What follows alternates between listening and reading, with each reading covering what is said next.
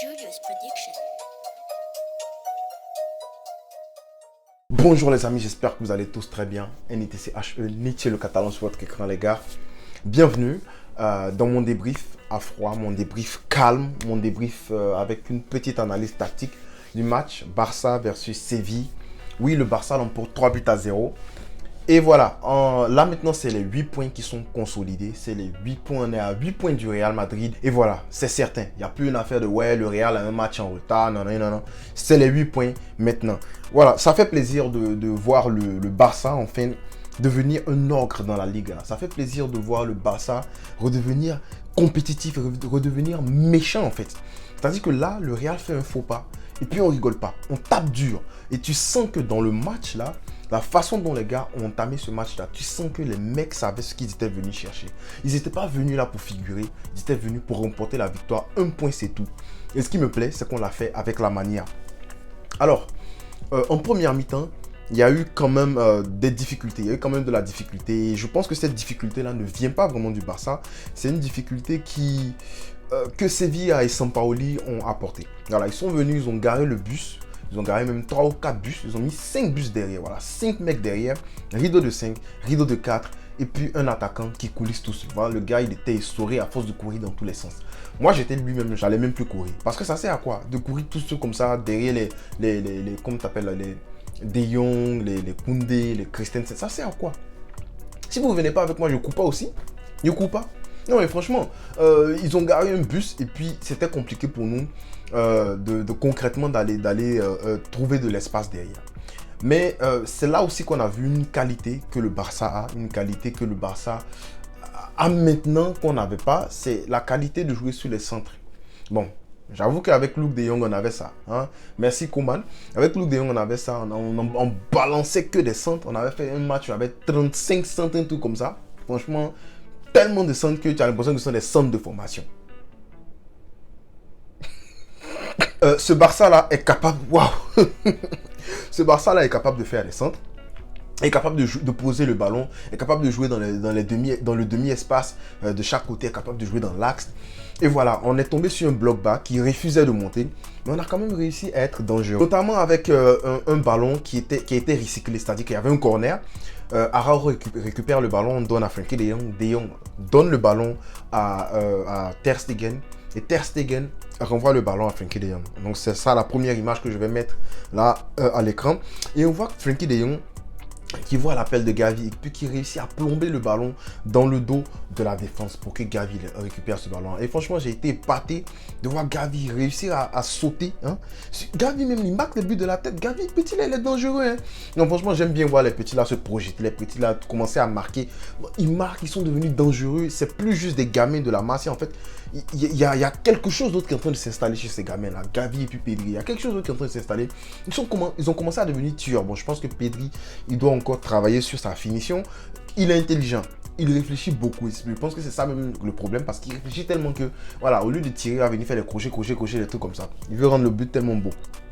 Bref, on revient sur l'action où Frenkie de Jong trouve Gavi dans l'espace. Gavi qui fait une tête et puis voilà, vous connaissez la suite de l'action, c'est Lewandowski qui va prendre le ballon. Et puis franchement, Lewandowski, la solidité, ouais, ce gars-là. Voilà, il prend le ballon, il se fait bousculer par derrière, mais il tire, puis il tire. Il y a une petite déviation du défenseur central et puis Bono aussi qui touche le ballon. Bono qui était excellent dans ce match-là.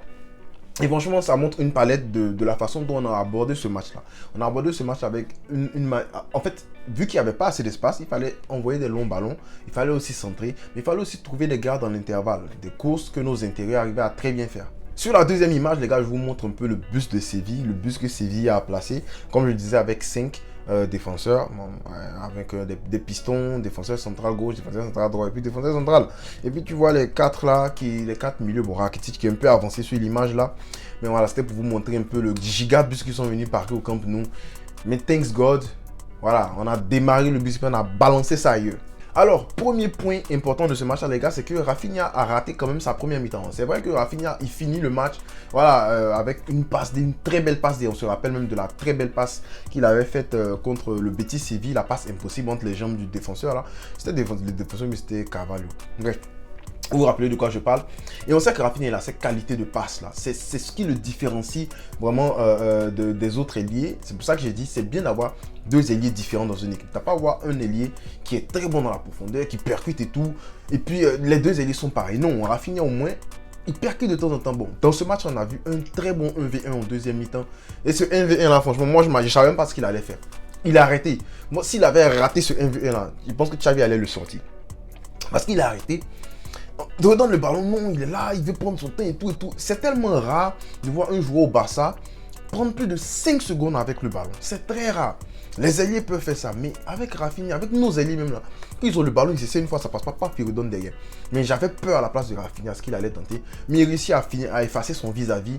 Mais derrière, c'est le centre qui est mauvais. Voilà, il fait un mauvais centre du pied droit. Mais j'ai bien aimé au moins revoir le Rafinha de Leeds qui prend les gars, qui les dribble très mal. On aime ça. Voilà, donc Rafinha s'est quand même loupé en première mi-temps.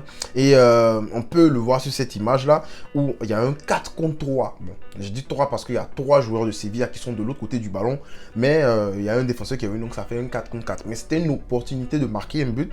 Gavi qui va donner à Rafinha. Et puis Rafinha qui va partir se louper là-bas tout seul. Voilà, il va partir. Je pense qu'il a fait un mauvais centre. Ça a été dévié en corner, un truc comme ça. Voilà. Et Xavi même était fâché contre Rafinha. Je pense que même à la 55e minute, même à la 50e minute, Rafinha, Xavi allait le sortir s'il n'avait pas commencé si on n'avait pas marqué là, non, il allait avoir des problèmes.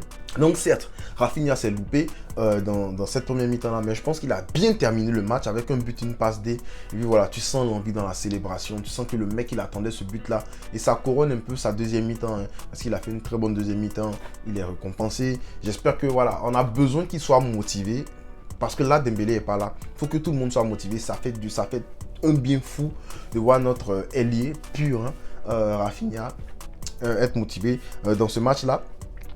La prochaine occasion, c'est une partie où je pense que Lewandowski n'a pas voulu servir Rafinha. Je ne sais pas c'est quoi la raison. Je sais que Lewandowski, il est très altruiste. Je ne sais pas si c'est, voilà, il pensait peut-être que Rafinha était hors jeu, je ne sais pas. Mais si tu regardes sur l'image, tu vois que voilà, il y a un 3 contre 2 ish, on peut dire ça comme ça. Mais Lewandowski a la possibilité de lancer Rafinha pour aller faire un 1v1 avec le gardien, vis-à-vis avec le gardien. Lewandowski sur l'image, qui jette un coup d'œil, il voit Rafinha, mais il ne le sert pas. Et si vous remarquez, j'ai entouré le défenseur central qui est en face de Lewandowski. C'est le défenseur qui me dit à l'autre, va là-bas, je pense que c'était Gavi. Ouais, je pense que c'est Gavi qui est de l'autre côté. Il lui dit, va vers Gavi. Voilà, et bizarrement, Lewandowski, c'est là-bas qu'il envoie le ballon, au lieu de plutôt envoyer le ballon du côté de Rafinha. Donc, j'ai pas trop compris ça, mais il faut quand même noter la frappe lunaire gigantesque de Lewandowski, qui est sorti par un très bon Bono. Voilà, sinon, en premier mi-temps, c'était quand même compliqué, mais grâce aux frappes de loin de Lewandowski, grâce au centre, très beau centre de Jordi Alba même, on a quand même su se montrer dangereux. Je crois qu'on a eu 6 tirs et puis 3 tirs cadrés. Un truc comme ça. De l'autre côté, eux, ils ont eu un tir et puis 0 cadré. Alors là, sur la 5e image que je mets, on voit en fait que la défense de Sevilla, je ne sais pas ce qui s'est passé, mais tellement ils ont voulu jouer de bas, ils ont laissé beaucoup d'espace à nos milieux. Sur cette image, tu vois que Pedri, il a énormément d'espace. Il a le temps de réfléchir. Regardez, il y a au moins 7 mètres, presque 10 mètres. Ouais, donc 5 à 7 mètres. Entre le milieu, je crois que c'est Rakitic. Non, c'est pas Rakitic. Entre le milieu et puis Pedri. Voilà, il y a tellement d'espace. Donc Pedri a le temps de faire circuler le ballon. Le ballon, il est parti chez Araujo. Il est revenu chez Pedri. Il est parti, il a tourné 2 ou 3 fois avant d'aller se trouver dans les pieds de Christensen. Et on le voit, Christensen sur l'image, qui est en train de regarder en fait ce qui se passe en face du jeu. En fait, on a tellement d'espace que, voilà, laisser à Pedri le temps, mais à nos milieux le temps de regarder, d'avoir le jeu en face de comme ça. Je pense que c'est une très grave erreur que Sevilla a commis. Et là, bon, Christensen qui aura le ballon, il va lancer Rafinha. Bon, Rafinha qui recevra le ballon, qui le donne à Kessie.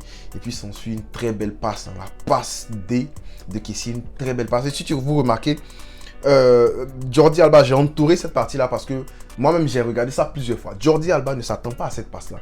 Jordi Alba demande le ballon sur le côté. Alors, il demande un ballon dans ses pieds. Je ne sais pas comment vous expliquer. J'aurais dû tracer une flèche pour vous expliquer un peu où est-ce que Jordi Alba demande le ballon. Mais regardez son bras gauche, c'est là qu'il demande le ballon.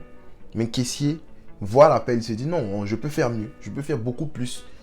Il envoie un ballon à la Iniesta, un ballon mielleux, un ballon du poulet, un ballon...